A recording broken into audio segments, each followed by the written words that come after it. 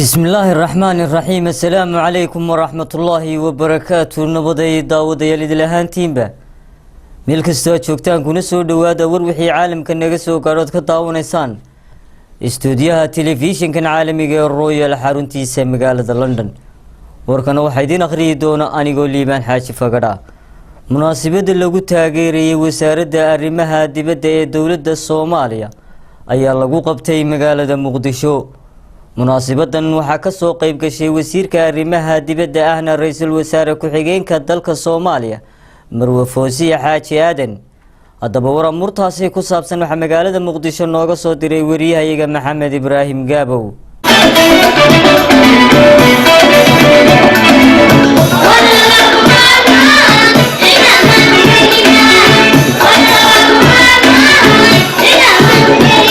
sabadani waxay mid lagu maamuusay waxqabadka wasaaradda arrimaha dibadda una soo qabanqaabay maamulka degmada Wadajir ayaa habeenkii xalay waxa lagu qabtay degmada Wadajir ee gobolka Banaadir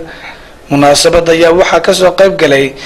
Marwo Foosiye Xaaji Aadan wasiirada arrimaha dibadda ee xukuumadda Soomaaliya xildhibaano qaar ka mid ah gudoomiyaasha degmooyinka gobolka Banaadir ururada haweenka iyo waliba marti sharaf kale oo aad u fara badan xafladan ayaa ujeedkeedu ah sidii loo taageeri lahaa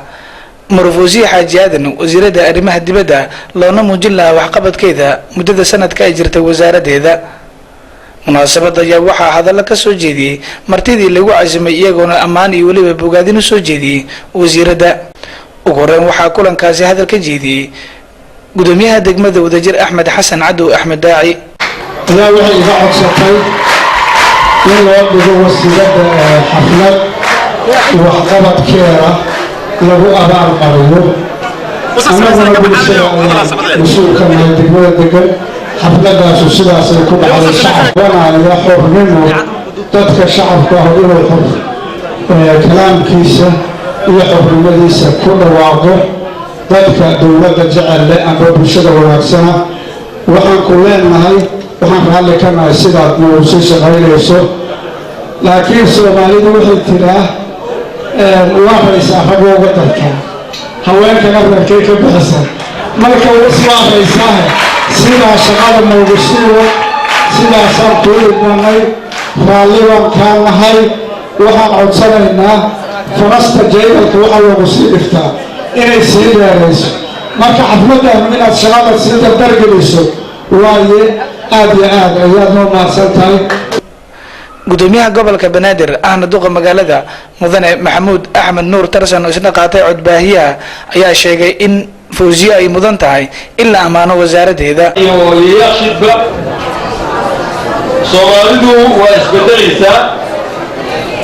waagii hore waxay ahayd qof meel jooga ama jagada haya lama amaani jirin waxna looga sheegi jirin wanaaggiisana lama sheegi jirin xumaantiisa la sheegi jiray haddase waxaad u malaysaa in ay ummaddu soo kacday ay sheegayso qofka wuxuu qabtay qofka wanaagsan iyo qofka xun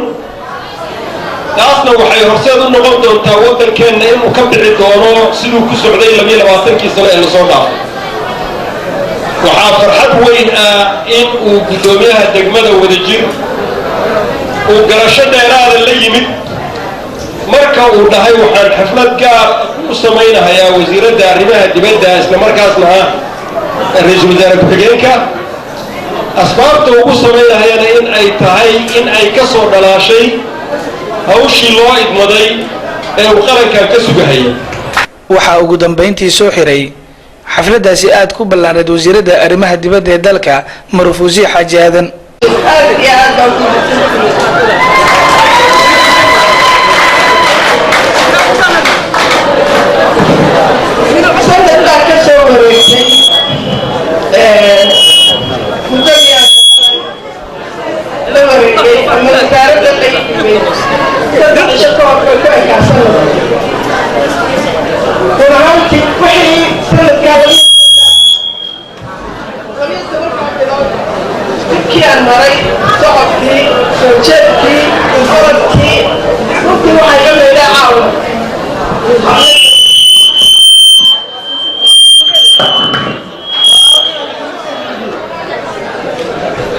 حفلة عاوة يا جماعة المتي وحنا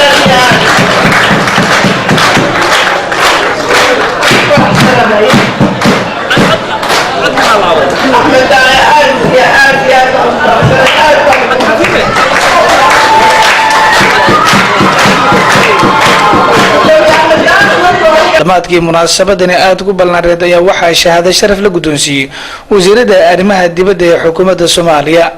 Maxamed Ibraahim Gaabo, Royal TV, Muqdisho.